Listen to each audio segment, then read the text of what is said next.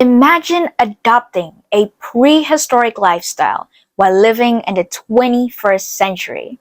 This is the way of life for the Punan Batu tribe, a small indigenous group living in the North Borneo forest who are known for hunting, gathering, and living semi-nomadically in a network of caves. The Great Borneo Forest is what they get to call their home. Although being in awe of the Punan Batu's way of living, there was just one thing I couldn't understand about them when I first learned about the Punan Batu.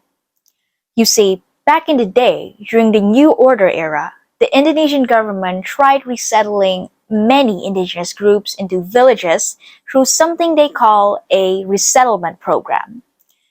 This was done in order to give indigenous people easy access to their basic rights like healthcare and education. To my surprise, the Punan Batu tribe were reluctant to move out of the forest. Why would one give away the chances for better living? I thought. I couldn't comprehend why, but it turns out things aren't as simple as that. Now take a look around you. Take notice of the diversity. It is a diverse world we live in, and in a diverse world, respect is key to living in harmony. That means acknowledging the differences in our way of living, accepting the fact that we all have different views on certain matters, and most importantly, finding a way to make ends meet despite these differences. This resettlement program may have a positive impact for the Punan Batu tribe, but it would just be ignorant to force them to settle down. The Punan Batu people have a strong bond with their culture. The forest is what they get to call their home. Forcing them to move out of it would be like taking away a part of them. However, just because they aren't willing to move out of the forest, it doesn't mean we could just leave them behind from the fulfillment of their basic rights.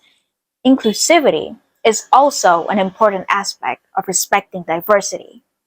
But instead of forcing the Punan Batu to settle down, we should figure out ways to bring healthcare and education to them, following their ways of semi-nomadic living.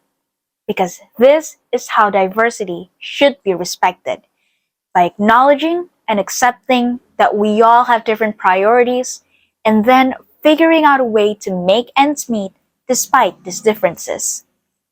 Finding a way to fulfill the rights of indigenous people while still respecting their culture may be a challenge.